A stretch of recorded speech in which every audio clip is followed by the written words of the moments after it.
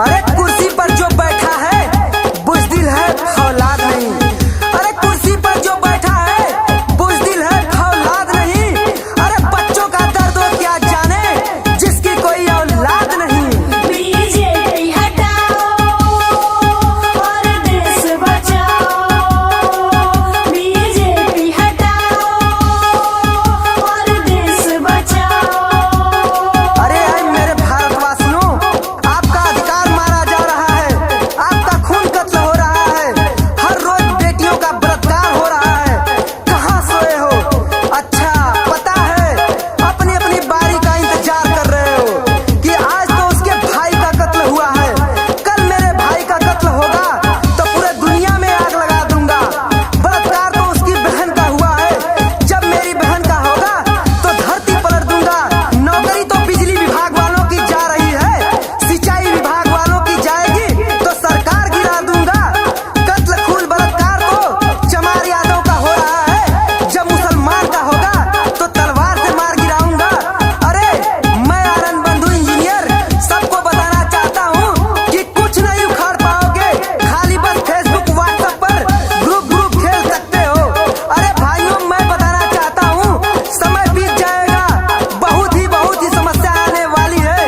इन पापियों से लड़ने के लिए आपको घरों से निकलना होगा और सभी को एक होकर आवाज उठाना पड़ेगा।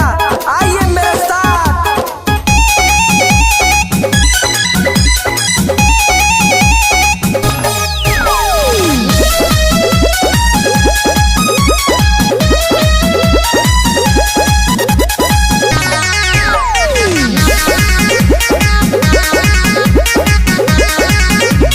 बांध कफन अब निकल पड़े हैं, बांध कफन अब निकल पड़े हैं।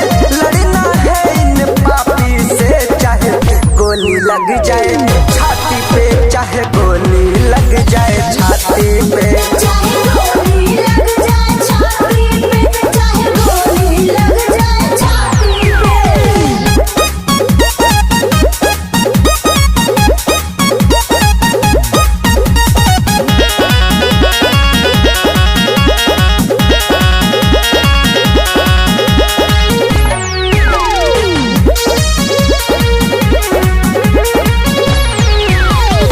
साथियों, जब जब चुनाव आता है तब तब हिंदू मुसलमान की बात आती है, मंदिर मस्जिद की बात आती है। साथियों, जब जब चुनाव आया तभी तभी हमारे देश के जवान शहीद होते हैं, और अगर कोई जांच के लिए बोल दे तो उनको देशद्रोही करार दिया जाता है। साथियों, इनके अनुसार पूरे जितने भी भारत में इनके विरोधी हैं सब देशद्रोही हैं, सिर्फ तेल मालिश करने वाले ही देशभक्त हैं। अरे मैं आनंद बंधु इंजीनियर कहता हूँ कि ये देशभक्त नहीं, ये पक्के अंधभक्त हैं। हिंदू मुसलमान करके आपस में लड़ाते हैं, शहीदों के नाम पर जो नाव जीत जाते हैं। हिंदू मुसलमान करके आपस में लड़ाते हैं, शहीदों के नाम पर जो नाव जीत जाते हैं। खुद नफरत है इनके अंदर, खुद नफरत है इनके अंदर, नाम दिया है जमाती के। चाहे गोली लग जाए छाती पे, चाहे गोली लग जाए छाती पे। चाहे गोली लग जाए छाती पे, चाहे गोली लग जाए छाती पे।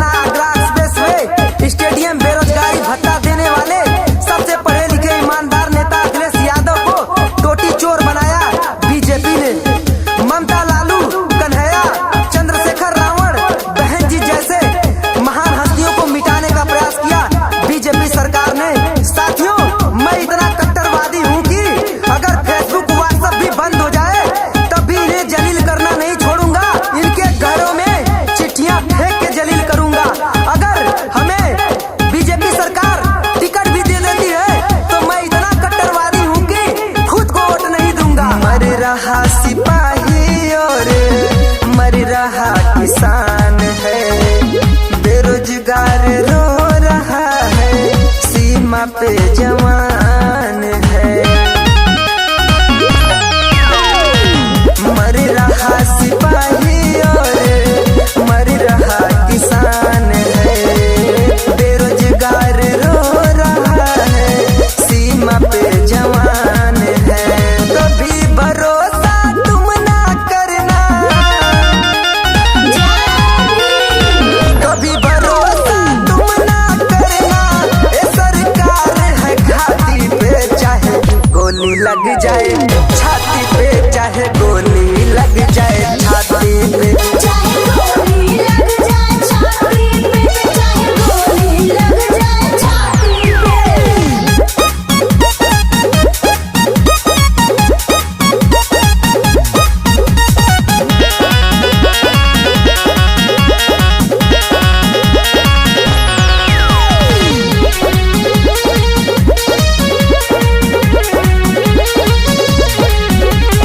अरे मेरे साथियों, कहाँ सोए हो? हमारे देश में सब कुछ प्राइवेट हो रहा है। आज लाल किला, एयरपोर्ट, रेलवे और भी बड़ी बड़ी कंपनियां सब कुछ विदेशों के हाथों में जाने वाली हैं। करोड़ों रोजगार खत्म हो रहे हैं। पूरी दुनिया परेशान है इस समय। और साथियों, मैं बताना चाहता हूँ, अगर यही हाल रहा तो अपना देश फिर कर्जे में डूब जाएगा और दूसरा देश हमारे देश पर आक्रमण करके पूरा गुलाम फिर से बना लेगा। मेरे भाइयों, बीजेपी सरकार में ही शिक्षा मित्र किसानों विद्यार्थियों पर लाठी चलाया गया। बेचारा पुलिस वाला भी रो रहा था लाठी चार्ज करने में। मेरे भाइयों, ऐसा कभी इतिहास में नहीं हुआ था। कितना भी गरीब देश हो गया था, लेकिन बीजेपी सरकार में ही जीडीपी का स्तर इतना नीचे गिर गया। इसी सरकार में हजारों कंपनियां बर्बाद हो गई, लाखों लोगों की नौकरियां चली गई। जो कहते थे मैं भी चौकीदार हूँ, आज वो भी कह रहे हैं मैं भी बेरोजगार हूँ।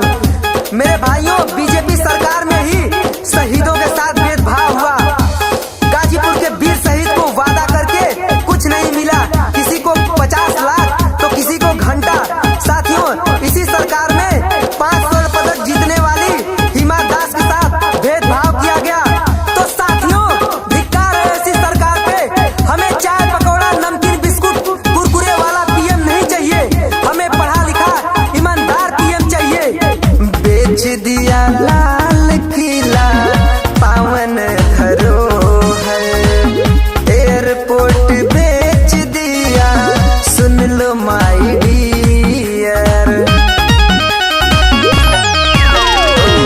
बेच दिया लाल किला पावन धरोहर, बेच देंगे आपका कर ले जा किडनी लीवर। धरती गगन भी बेच